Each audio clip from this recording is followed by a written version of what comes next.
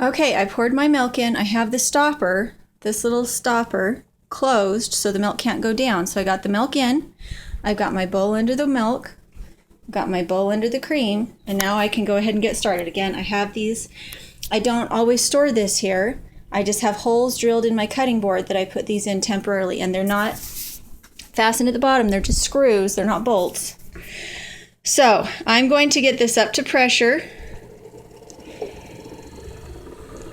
Or sorry, not up to pressure, up to speed.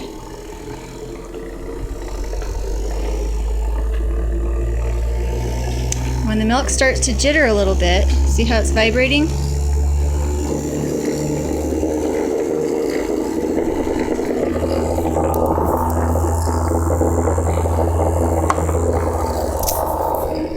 Sorry, I had to do something.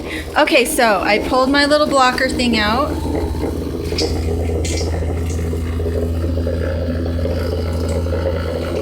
Still going the same speed. So today I started milking chamomile.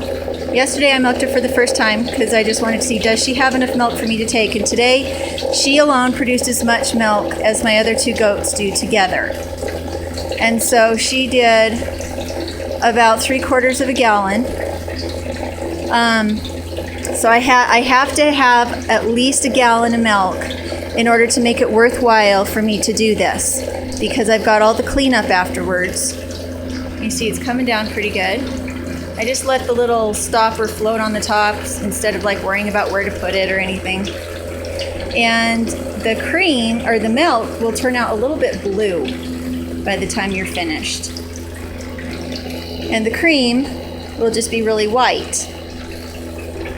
So this is my cream separator. And I'll probably mess with the dials a little bit when I'm finished. And the one thing that happened with chamomile that I'm not real happy about is that she has a leaky teat. Not leaky out the bottom, but leaky out the side. When you have a soft-skinned goat and they have a trauma or they're milked roughly, or sometimes it just happens.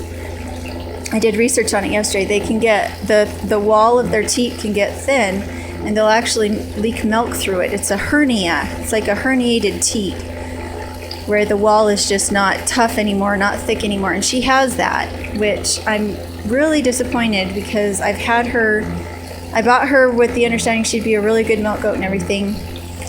And she is giving plenty of milk. I'm a little worried about the fact that she leaks milk out the sides of her teat. It just means that my hands get a little wet with milk when I'm milking, and it's not because I squirted myself. So Athena and Joby are definitely structurally better goats. And they'll give as much as she does next year, but that doesn't mean I'll get rid of chamomile. It just means that I might not be as enthusiastic about keeping her babies, just because it's a health issue. To me anyway, it's a health issue. You want them to be structurally sound.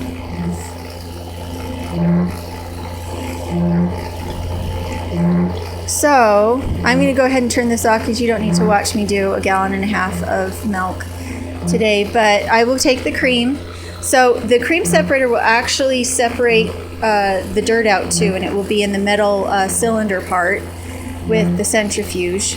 And so anything nasty will actually end up there, but I will also refilter it after that, just because I pour it in right from milking. It has to be warm milk, and I pour it in right from milking, so it still has hair and anything that was in there because I didn't strain it first. It just doesn't really matter because I'm going to strain it again. So anyway, there's my cream separator. I will be making butter here in a little while, and I just use a blender. It's really straightforward. And there we go.